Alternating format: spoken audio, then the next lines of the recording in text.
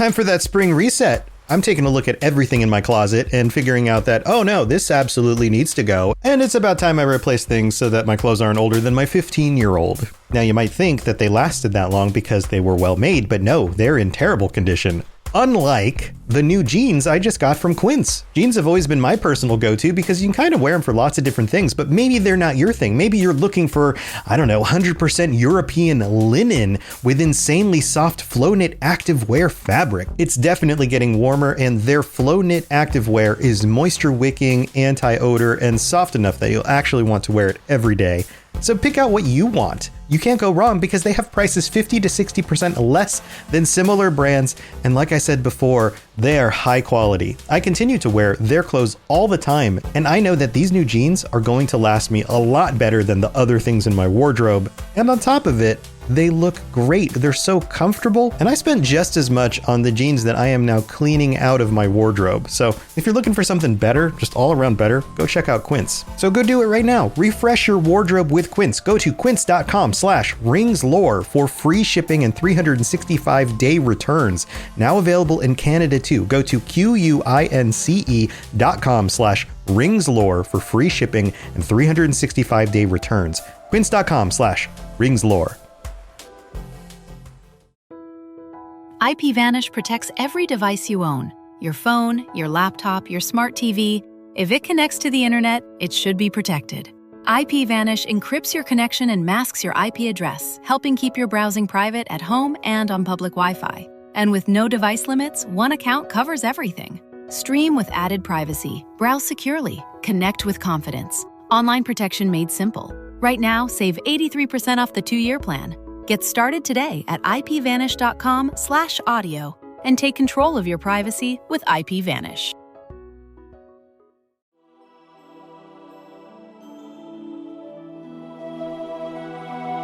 Welcome to the Lord of the Rings Lorecast, the show that explores the background of Tolkien's amazing world from the very beginning.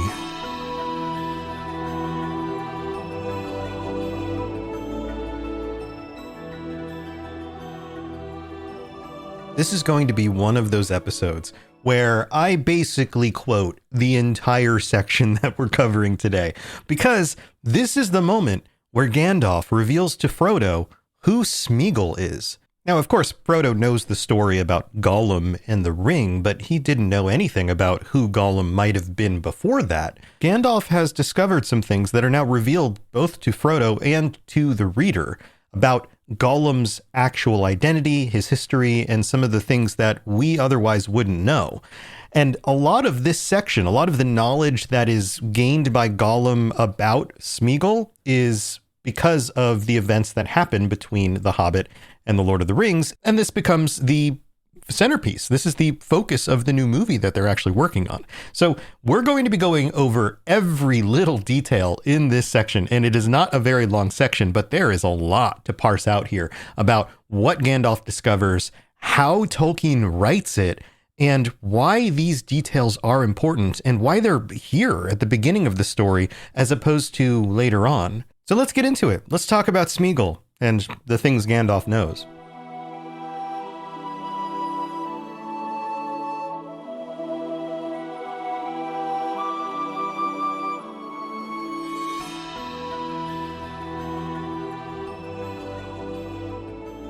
So this section continues right after the last one, where Gandalf explained how the ring disappeared into the river and then out of knowledge. But time moves on, and this section begins with this. Long after, but still very long ago, there lived by the banks of the great river on the edge of Wilderland a clever-handed and quiet-footed little people. Now, immediately, the very first sentence, we already have lots of things to cover here. First of all, this was long ago, but still a considerable amount of time since the ring was lost. So what exactly does that mean? All right, so let's go back in time. When was the Battle of the Last Alliance? Well, that was basically the end of the Second Age. That ushered in the beginning of the Third Age. And how long did Isildur actually have the ring before he was killed and he lost it? Only about a year or two. It was the second year of the Third Age when the ring was lost. So when does Gollum find the ring? Not for almost 2,500 years later, 2463 of the Third Age. That is 2,461 years that ring sat at the bottom of the river. Now, you may also be wondering, how long did Gollum have the ring? How long did he survive his extended life due to the power of the ring and hide underneath the mountains? Well, 478 years, until the year 2941 when he lost it to Bilbo in the Riddle game. Now let's put this in context a little bit. The amount of time that Sauron possessed the ring before losing it with his finger getting cut off was 1,841 years. The ring has been sitting at the bottom of a river for hundreds of years longer than that. Another way to conceive of this is, how long ago did this happen in the context of our own world? Let's go back in time, 2,500 years. What was going on in the world 2,500 years ago? Well, the Roman Republic was just being founded. There wasn't even a Rome yet, really. Also, the Greeks and the Persians were fighting. You know those stories about, the Battle of Marathon and the invasions of the Persians into mainland Greece, the stand of the 300 Spartans and the rest of the different people from Greece trying to hold back the Persian Empire? Yeah, that was 2,500 years ago, roughly. So when Gandalf says, long after he lost the ring, but still very long ago, this was an incredible amount of time.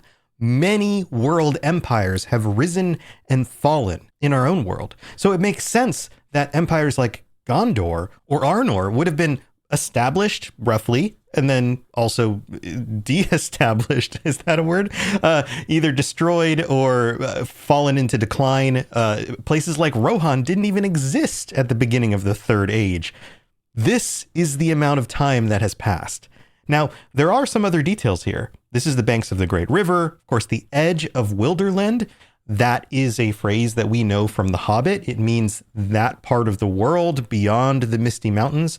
And when you picture the events that happen here, think about the part of the map that's between the vertical running, or at least north and south running Misty Mountains, and Mirkwood, and the river that runs between those. So for those of us who are familiar with The Hobbit, that means this is where Bjorn was. This is where Bjorn's people are still to this day, reestablished since the events of The Hobbit. And there are different types of people who have lived in this part of the world and migrated and moved and reestablished themselves. And the people that Smeagol came from are one of those groups. Now, Gandalf notes here that he was clever-handed and quiet-footed, and a little people, came from a little people.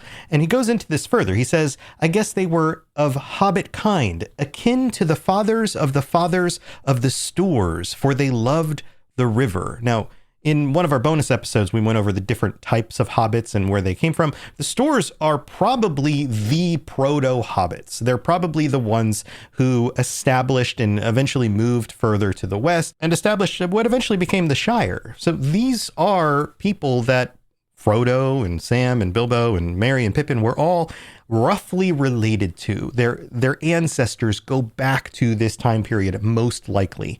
Now, this is another piece of the puzzle that shows both the differences of these people, but also similarities to Frodo, because Gandalf says here that they loved the river and often swam in it or made little boats of reeds. Now, most hobbits are afraid of the water. They can't swim. The Stoors could, though, and they loved the river. Now, this reminds me of Frodo's parents and the fact that they died in a river accident. And that also makes me think, and this is me just kind of speculating a little bit here, but this is drawing similarities between Frodo's own parents and the Stoors, and Smeagol specifically, that they are not as different as we might think, not just because they're hobbit-like, Stoors being kind of the biggest group of hobbits. They're kind of in between hobbit-sized and man-sized, maybe closer to dwarves, something like that. But they are similar. They liked the water. And although hobbits can't swim, we don't know if that's so much of a cultural thing or is it a size and ability thing. I don't think it's a size and ability thing because children can swim and children can be hobbit sized. So it's probably more of a cultural thing. The hobbits of the world that we are now in at the end of the Third Age are just not swimmers. Not that they couldn't learn to be. Now, this part was just off the top of my head. If there is some proof out there that they are just incapable of swimming for some reason, like, I don't know, maybe the hair on their feet bogs them down. That doesn't make any sense. But yeah, comment, let me know. So my point is that Frodo's family was a little bit odd in the fact that they actually like to be on the river in boats, and the Stoors and Smeagol's people actually enjoyed the river as well. Now, this is important because the ring was lost in the river. So if they were people who couldn't swim or avoided the river, then of course they never would have found it. But we do get some other details here. We know that Smeagol came from, I guess, the closest thing you could say to as the royalty of those Stoor people at the time. His grandmother ruled the largest, wealthiest family among those people. This also feels very similar to a lot of the hobbits that we've heard about so far. Bilbo is fairly wealthy. Pippin, Merry also come from wealthy families. A lot of the families in these stories are wealthy, or the aristocracy, or the literal king who is going to return to Gondor. So similarities there as well. But then we find out more about Smeagol. The most inquisitive and curious-minded of that family was called Smeagol. He was interested in roots and beginnings. He dived into deep pools. He burrowed under trees and growing plants. He tunneled into green mounds, and he ceased to look up at the hilltops, or the leaves on trees, or the flowers opening in the air. His head and his eyes were downward. So not only does this set up the understanding of how somebody like Smeagol could become Gollum and want to live underneath the ground and be okay with diving into water to get the fish that he eats and all of that, but it also establishes something from Tolkien's perspective that he talks about, or at least hints at a lot, is this love of nature and looking up. How many times does he take time to describe the trees? How many times does he reference something like the wind or the sky or the sun and the moon and the stars? There's probably an essay here about the difference between the characters who tend to look up, or the peoples who think about the elves looking up at the stars when they are brought into existence, and the characters who tend to look down and into the ground. In the ground are dangerous, spooky, old, mysterious, and, I don't know, horrific monsters. Up in the sky is the place that was made by the Valar, the trees, the winds, the stars, heck, even the sun and the moon. Now, they also did create the ground and the mountains and things like that, but those are dark places where once they created them, they no longer went, because you have to tunnel down into them. Who else tunneled down into the ground? Every Dark Lord ever, who has created some form of fortification where the orcs and they and their minions dwelled. Usually it was some sort of on top of the ground fortress that then dug and burrowed deep into the earth, and the majority of the structure was actually underground. So Gandalf has now established that Smeagol is different from the other Stoors and was already the black sheep of the family in some ways. Now, there's nothing wrong in being curious or inquisitive. In fact, those are features that we can also connect to Frodo and Bilbo and even some of the other hobbits. In fact, most of the other hobbits that we actually bring together, the Fellowship hobbits, are kind of curious and inquisitive in ways that most of the other hobbits in the Shire just aren't. So there is a connection there. But his focus was downward, and that's the difference. Frodo, when he's curious, he goes out and he finds the elves. He goes out and he looks at the stars. He's looking up and outward, not downward. So then Gandalf shows us the rest of the story. He says he had a friend named Deagol, of similar sort, sharper-eyed but not so quick and strong. Obviously, he's setting this up. He's sharper-eyed because he's the one who notices the ring, but he's not quick and strong enough to defend himself, but we'll get there. On a time, they took a boat and went down to the Gladden Fields, where there were great beds of iris and flowering reeds. Notice the reference to nature again? Now, it makes sense. He's setting the scene, but also these are flowering plants. They're beautiful. This is setting up something that is good that is about to turn not so good. There Smeagol got out and went nosing about the banks, but Deagol sat in the boat and fished. Suddenly, a great fish took his hook, and before he knew where he was dragged out and down into the water to the bottom. Then he let go of his line, for he thought he saw something shining in the riverbed, and holding his breath, he grabbed at it. Now, this is scene for scene the same in the movie as far as I recall. Then up he came, sputtering with weeds in his hair and a handful of mud. And he swam to the bank, and behold, when he washed the mud away, there in his hand lay a beautiful golden ring, and it shone and glittered in the sun, so that his heart was glad. But Smeagol had been watching him from behind a tree. Now, I'm going to pause there. Does he need to be behind a tree, or does that just make it feel more sinister? I'm pretty sure it just makes it feel more sinister, because it's not like he snuck up on his friend. They went there together. They knew they were both hanging out. One was in a boat, one was on the land. But nope, he's now peeking behind a tree because he's a creepy dude, I guess. And as Deagle gloated over the ring, Smeagol came up softly behind. Now I'm going to stop here. We're going to get to the conversation that they have, which again is pretty much word for word in the movie. But something else to note here is that Gandalf is telling the story. And if you think back to how Gandalf gets this knowledge, it has to do with he and Aragorn tracking Smeagol down, interrogating him, getting him to give them whatever information they possibly could. And yet the way Gandalf tells the story here is very flowery, and it's very expressive in a way that Gollum never would have been. So there's this feeling of this is being crafted either intentionally by Gollum to be easier to consume and more enjoyable by Frodo, or more likely by Tolkien in order to bring us into the details of the story rather than just giving us a list of facts about what happened in the past. So keep that in mind as we go. This does feel a little artificial, but it's intentional. And you could argue that Gandalf is doing it for Frodo too. So here, let's get into the conversation though. "Give us that, Deagle, my love," said Smeagol over his friend's shoulder, again being creepy. "Why?" said Deagle. "Because it's my birthday, my love, and I wants it," said Smeagol. "I don't care," said Deagle. "I have given you a present already, more than I can afford. I found this, and I'm going to keep it." "Oh, are you indeed, my love?" said Smeagol. And he caught Deagle by the throat and strangled him, because the gold looked so bright and beautiful. Then he put the ring on his finger. Now, notice some details here. They're arguing over the ring, and we know that the ring can begin to affect people in proximity and make them do things they otherwise wouldn't do. That is a fact. This happens multiple times in the stories.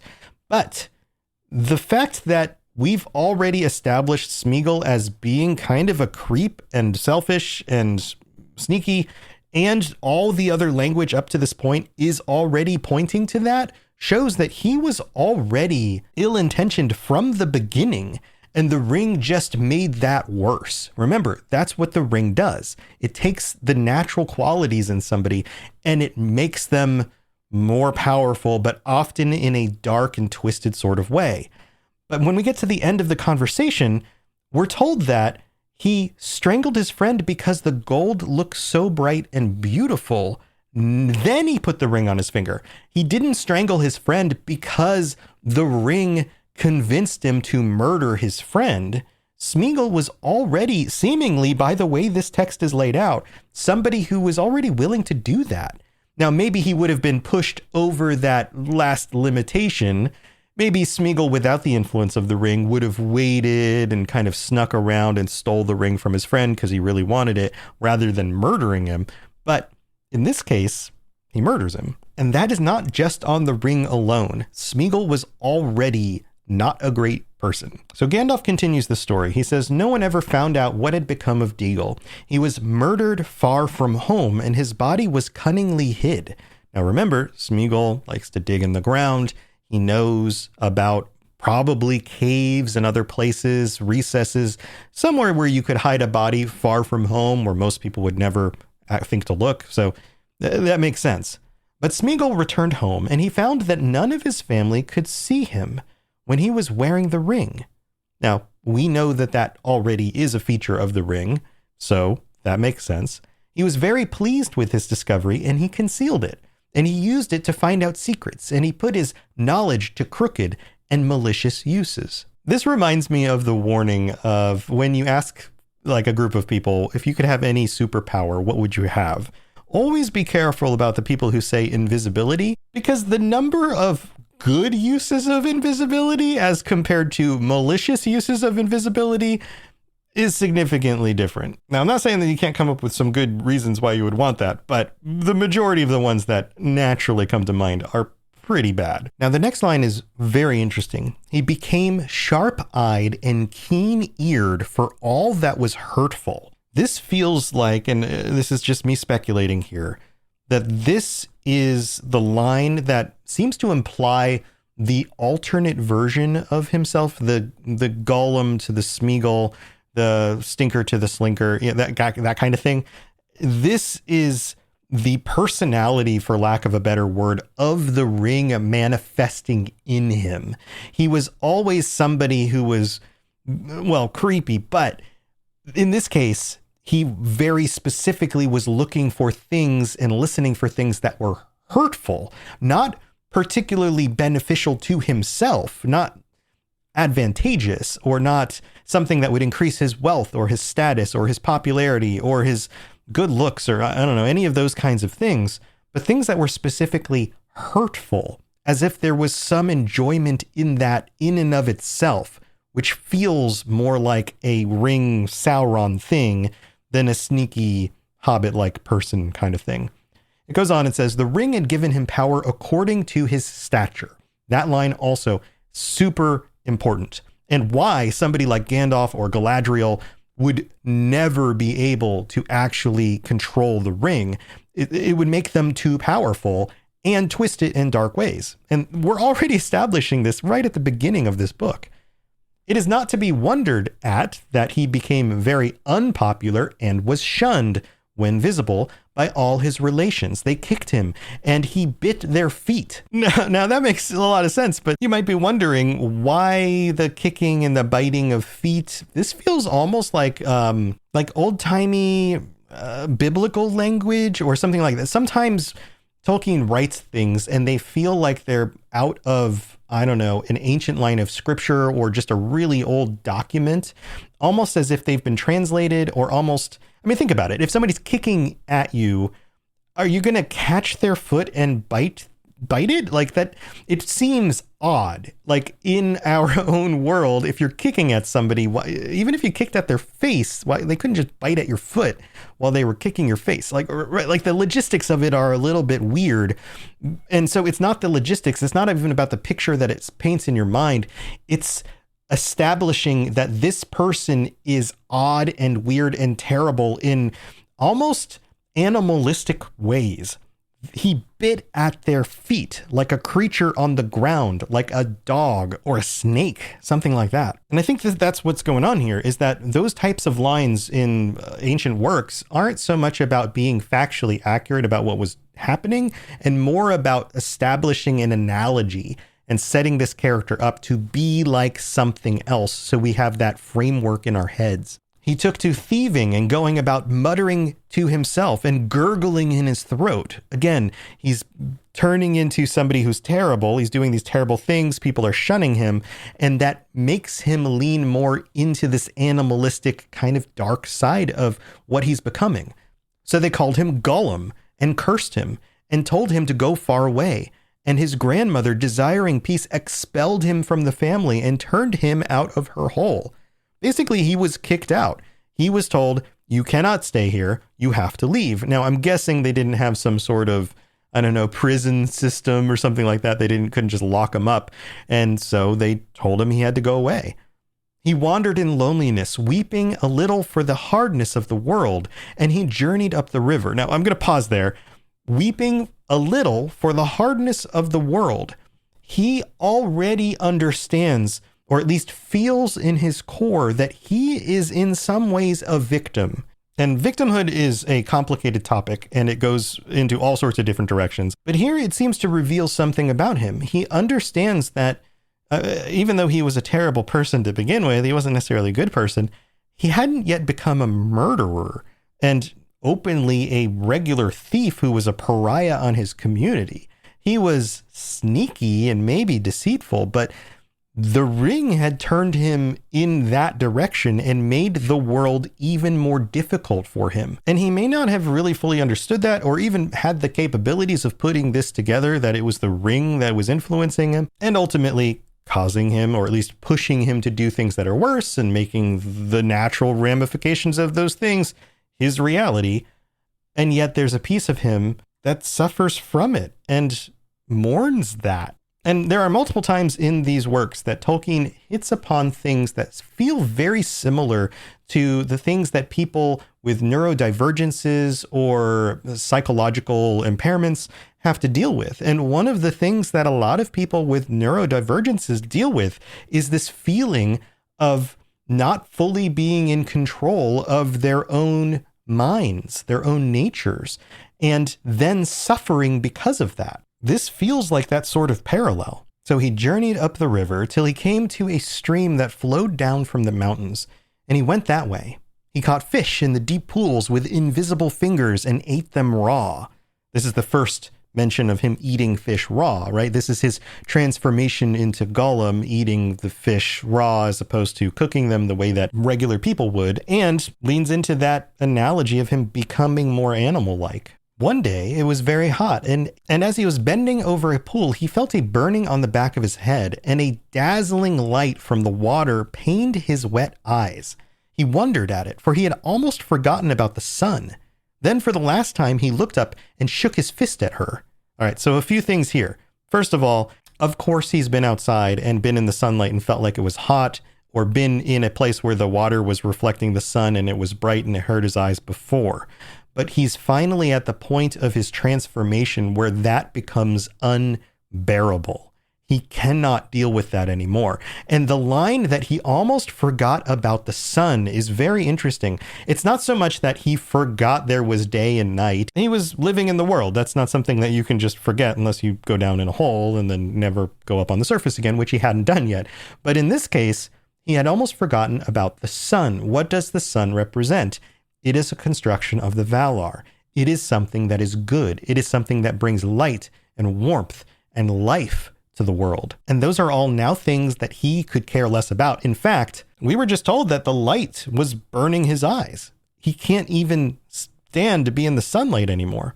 Then for the last time, he looked up and shook his fist at her. Now notice the gendered her. That's because the sun is piloted by Arien, the female Maya, who is also the spirit of fire. If you want a refresher on that one, you can go back to the Silmarillion episodes that talk about the establishment of the different sources of light. There's the trees and the orbs, and then the sun and the moon, and the different ways that the Valar attempted to light the world. That's a whole part of the early mythology. So if you haven't listened to those episodes, go check those out. So this is when Gollum decides to leave the area that he's in and find shelter under the mountains.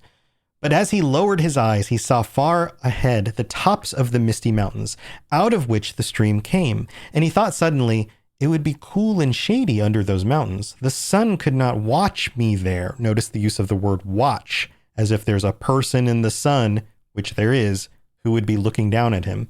The roots of those mountains must be roots indeed. There must be great secrets buried there, which have not been discovered since the beginning. This goes back to the earlier part where Gandalf was talking about how he liked to dig in the ground and find secrets in the ground. So he journeyed by night up into the highlands, and he found a little cave out of which a dark stream ran, and he wormed his way like a maggot. Now we're reducing from person to animal to worm or insect-like creature in our analogies. And so he worms in like a maggot into the heart of the hills and vanishes out of all knowledge. The ring went into the shadows with him. And even the Maker, when his power had begun to grow again, could learn nothing of it.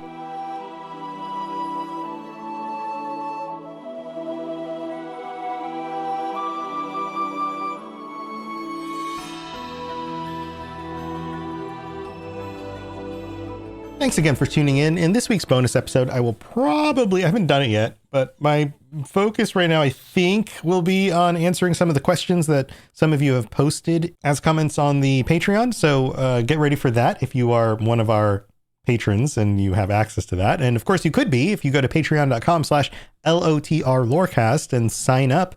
Also, you could get your shout out. Like, my name is August. I almost messed that up. My name is August West, who just signed up recently. Welcome aboard. So glad that you're here. And shout outs to all of our VIP patrons: Fulcrum, David S., Daniel Nightweaver, Capenna, Richard J, TJT, AK Music Lover, Barney D, Azel Razzle, Blade of Andoril, Lori B, Norwegian Myar, Mason Weathertop, Jezer, Gimli Break, Divine Madman, Rosie Rose, Ginger Fury, Huon is my hero, Aldarian was right, Averial, Party Snack, Single Ent looking for Entwives, Norwegianius, Bruce W, Chris H, Artemis, Kira C, Das S, Hunter, Tarumbar, Silver Star, and my name is August West. Thanks so much for your support. Also, you can help out by leaving reviews on Apple Podcasts like these two that came in. With one of them has a good question I'm going to answer here. This is from Gaga, who wrote, "Classy and insightful. After listening to this pod since the Silmarillion days, it's easy to say that Robots is second to none when it comes to dissecting Tolkien's extensive world." Wow. He's a class act with his insight and piques my love of these stories even more every time I listen every week. Thanks so much, Tom, for all your hard work and natural talent. P.S. How do you think The Hunt for Gollum will turn out? Yeah, that came up in today's episode a little bit. I've stated previously when answering this, I don't remember where I answered this, that I get why they're doing this topic, but it also is not as interesting to me as some of the other things they could have done. Like, heck, doing the story of Turin, the children of Hurin. You could do the whole thing. You could do Baron and Luthien. There's a bunch of other stuff, but I also get that they want to capitalize on the fact that they still have actors who could replay those roles. And if they don't do this now, we're going to miss out on seeing Ian McKellen again as Gandalf, because he's a treasure, and who knows how much longer we're going to have him around, right? I know that's kind of dark, but that's the feeling I get from this. So I guess you do it now and then maybe do the other stories later. There's definitely more out there they could make movies about. So hopefully they do it well. I'm just not 100% sure how you write a story about that time period and make it interesting, especially since we already know how it's going to end. But that's always the prequel problem anyway. So I don't know. I guess you could say I'm skeptical, but optimistic. So there you go. All right. And then this one comes from Doc Raw D07, who writes, "Amazing podcaster. I love Robots Radio. I followed him along with the Elder Scrolls podcast and Fallout lore podcast to this one. Amazing storytelling, tells it how it is, and gives you the stuff you really want to know. We love you, Robots Radio. Keep doing what you're doing." Well, thank you so much. And thank you for continuing to be here. I'm going to go record the Patreon episode, and I'll either see you on the other side or I'll see you next week. Have a wonderful week. See you then. Thanks for listening to the Lord of the Rings Lorecast. If you'd like to learn more about other fantasy worlds, check out my other podcasts, the Elder Scrolls Lorecast, the Witcher Lorecast, and more at robotsradio.net. If you'd like to reach out, I'd love to hear from you. Send me a note on Twitter at robots_radio, or join our amazing community on the Robots Radio Discord. There are links in the show notes, or just search Robots Radio Discord, or find the link on robotsradio.net. I'll see you next time.